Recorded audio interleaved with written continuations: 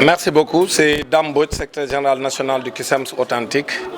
Aujourd'hui, nous sommes venus faire un point de presse de lancement de notre partenariat avec la CSA. Après des discussions que nous avons eues, des discussions conduites par le président d'honneur Mamadou Diouf et le secrétaire général national Elimane Diouf et le trésorier général qui m'ont fait l'offre syndicale d'aller ensemble dans ces élections qui auront lieu le 12 décembre 2023. C'est à l'issue de ces discussions que nous avons lancé donc, les débats au sein du CUSEMS Authentique dans les différentes instances. Et le Conseil national m'avait donné déjà mandat de discuter avec la CSA. Depuis lors, nous sommes en discussion et nous avons pu trouver un consensus pour aller ensemble dans ces élections parce que le CUSEMS Authentique n'a pas de centrale, mais devait donc avoir une position par rapport aux élections. Nous avons établi des critères parce qu'il y a une vingtaine de centrales et dans ces élections, il y a au moins 12 centrales en lice. Mais après avoir défini les critères de choix, nous avons donc shortlisté et c'est à partir de cela qu'on a vu que la meilleure centrale pour participer aux élections pour le CUSEMS Authentique, c'est d'aller soutenir la CSA qui est une centrale crédible. Pourquoi une centrale crédible? Parce que d'abord, c'est une centrale où il y a de l'alternance. En moins de 30 ans, ils ont eu 4 secrétaires généraux. Donc, les mandats sont respectés. Et donc, il y a une alternance démocratique au sein de la centrale. Ça, c'est un critère important pour les organisations sociales. La deuxième chose, ou le deuxième critère qui a permis donc de faire le choix, c'est que nous avons constaté depuis le premier secrétaire général Iba Ndiaye Diadji, feu Iba Ndiaye Diadji, que j'ai beaucoup de respect, pour qui j'ai beaucoup de respect. Et j'ai le même respect pour tous les secrétaires généraux qui se sont succédés. Et quand donc nous avons pris le deuxième critère c'était une centrale qui n'est pas de connivence avec un gouvernement. Nous sommes là, nous sommes dans le milieu syndical depuis au moins plus de 20 ans. Et nous avons vu, d'abord, lorsqu'on était à l'école normale, la position de la CSA. Parce que la CSA, à travers son secrétaire général, Feu Iba Ndiaye Diadji, en forte délégation, est venu nous trouver à l'école normale supérieure, devenue FASTEF, pour soutenir, appuyer et mettre des moyens à notre disposition à l'époque pour la réussite de notre grève de la faim. Ça, c'était un critère important. Un autre critère, c'est nous avons constaté également que la CSA n'est pas de connivence avec des organisations politiques. Ils ne l'ont pas fait sous le régime socialiste, ils ne l'ont pas fait sous le régime libéral, ils ne l'ont pas fait avec l'actuel régime de Macky Sall. Et je suis convaincu que la CSA ne va pas le faire avec le prochain régime. La CSA est là pour les travailleurs,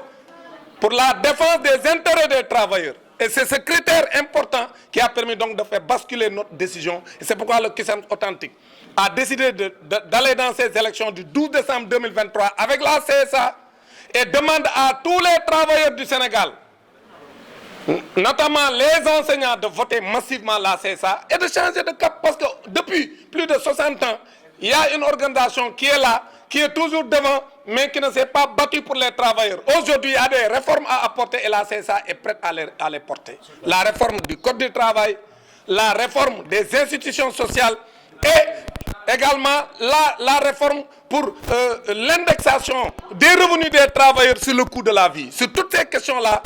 la CSA est d'accord pour qu'ensemble, on puisse défendre les travailleurs. Et c'est pourquoi nous sommes vraiment convaincus que les travailleurs vont suivre et vont voter massivement pour nous, surtout les enseignants. Parce que les enseignants doivent comprendre que ces élections-là sont plus importantes que les élections des enseignants. Parce que les élections des enseignants, c'est simplement dans un secteur. Les questions transversales, les syndicats de secteur ne peuvent pas les discuter parce que les questions transversales, c'est entre le gouvernement, le patronat et les centrales syndicales. Donc aujourd'hui, il faut que les enseignants comprennent que ces élections sont plus importantes que les élections des syndicats d'enseignants. Donc il faut qu'ils se mobilisent. C'est un vote physique. Les bureaux de vote seront déclinés et ils pourront se déplacer dans les bureaux de vote et ils pourront voter massivement pour la CSA pour permettre à la CSA de changer aux travailleurs de changer de paradigme. Wa ci wolof dama koy teunk di wax ne ñun CUSEMS Authentique tay dañu ñëw def conférence de presse and ko ak wa CSA nga xamni Elimane Diouf mi mo koy jité wuutu fi kii nga xam ne mooy Mamadou Diouf nga xam moom la fi wut ndaxte moom moo doon secrétaire général bu CSA ma wax ne ñoom bi ñu ñëwee seet si ma ñoom ñaar ànd ak Cheikh Fall le trésorier ñu ne ma dañu bëgg Cusems authentique ànd ak CSA ci élection yi parce que ñun jàpp nañ ni li ngay liggéey pour travailleurs yi nga ñëw ànd ak ñun ci élection yi dina tax ñu gën la dooleel yow ñu gën a dooleel liggéeykat yi. loolu bi ñu ma ko waxee ma waxtaan ci ak kilifa yi jiite Cusems authentique yëpp département bu nekk ki koy jiite ma woo ko Dakar mu ñëw ñu nekk au moins une 60aine de personnes bu ñu ci boolee le bureau national ñu waxtaane ko mu leer nañ mu wax leen li nga xam moom la ma central yu bari seet si woon wax du ñoom rek ñoo wax ni dañoo bëggoon ànd ak ñun bi ñu exposé li ñu waxanteeg ñoom kilifa yi ngànk Cusems authentique ne ma àndal ak CSA parce que CSA moom lañ gis ni moo am taxawaay bi gën a bi ñu gën a jublu ñun parce que CSA du central boo xam ni dafa nekk ci ay tappale central la boo xam ni ci jafe-jafe liggéeykat yi lañ ko xam central la boo xam ni am na alternance bu fa am maanaam amul benn nit rek bu fa nekk wala ñaar nit ñu fa nekk ni ñoom duñ fa jóge ku fa nekk jiite ko bu sa mandat jeexee da ngay dem biñ ko créé léegi matul 30 ans mais amagul nañ lu mat ñeenti secrétaires généraux ñeenti nit jiite nañ ko am na ñu fi def lu ëpp juróom-benn fukki at te ba léegi ñaar nit a ko jiite kon loolu rek critère la woon maanaam ku war a dem nga dem ñu parce que bu loolu amul central bi du dund kon nag loolu bokk na ci critères yi beneen bi nag mooy ñoom ànd ñoo nguur parce que ñun loolu lu ñu fekke la bi ñuy def suñu grève de la faim FASTEF à l'époque centrale yu bëri ñëmu ñëwoon a fës parce que booba grève de la faim bu metti la woon Abdou Diouf nekk en fin de règne am doole bu bari CSA jël responsabilité andil ñu Iba Ndiaye jaaji mu def délégation bu mag ñëw fekk ñu école normale supérieure bi mu ñëwee école normale supérieure yëkkati alal ci seen kees pour jàppale ñu ndox yi doon naan ak yu bari yi doon def ak ña fa doon feebar ñu war leen a yóbbu hôpital Gaspard Camara yooyu yëpp fa Iba Ndiaye jaaji ànd ak délégation CSA moo def loolu ci lu kenn dul werante parce que man ci grévistes de la faim laa bokkoon loolu bi ñu ko defee ba pare ñu gis tamit ni kooku kon ragalul nguur parce que ku ànd ak nguur du def lu mel noonu kon mësta ànd ak nguur ñi ko wuutu tamit ànduñu ak nguur ci ñi fi jiite réew mi yëpp muy socialiste muy libéral ba ñii di jiite ak ñi yaakaar ñoom ñooy jiite après réew mi ku fi mën a ñëw CSA fi mu taxaw lay taxaw mooy nekk ci wetu liggéeykat yi kon nag loolu bokk na ci li tax ñu ne kon ñii lan war a àndal ñun parce que liggéeykat rek moo na ñor kon nag comme loolu am na te CSA toftal na ca ci li tax mu wax ni nit ñi liggéeykat yi moom lañ war a woteel mu ni moom pare na pour ñu xoolaat code du travail parce que code du travail bëri na ay rëq-rëq bëri na ay jafe-jafe yu ci nekk yoo xam ne CSA nee na moom pare na pour xeex ci pour ñu teg ko ci table ji ñu waxtaane ko diggante patronat bi ak nguur gi ak liggéeykat yi CSA nee na pare na pour def loolu lu am solo la parce que ñun bokk na ci lu ñuy xeex ñun waa Cusems authentique beneen bi mooy CSA nee na moom réforme yi nga xam moom la ñu war a andi ci kuréel yi nga xam si ñooy liggéeykat yi muy IPRES muy caisse de sécurité sociale muy fonds national de retraite ba ci sax à la traité bi neen ko war a doxalee ak salaire yi ñu war a am boo retraité ci pension yi loolu lépp CSA pare na pour waxtaane ko beneen bi nag mooy ñi nga xam ne ñoom ñooy jàngalekat yi ma leen di woo parce que bala nga ne naam ne fa ñun jàngalekat yi nañ xam ne élection bii nu jëm fukki fan ak ñaar ci weeru décembre moo ëpp fuuf importance élection yi ñu génn ñun jàngalekat yi parce que suñuy élection ñun suñu biir la rek suñuy jafe-jafe rek la mën a régler waaye nag jafe-jafe yi tiim ñëpp ñu tudde ko ci tubaab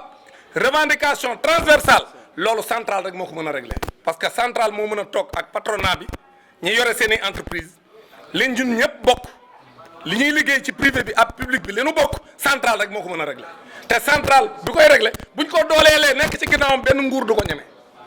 benn patron du ko ñeme bu ko defee ñu toog waxtaanee jafe-jafe liggéeykat yi ñu andi ci coppite yi mu laaj ñu yokk salaire u liggéeykat yi toftal ko ci nit dëkk bi di yokkee parce que sa salaire bu dee la nga doon jënd dafa yokk te sa salaire yokkul presque bu yàggee da nga dem ba sax sa liggéey dootu la amal njariñ kon nag yii mooy yi tax ñu àndandoo ak CSA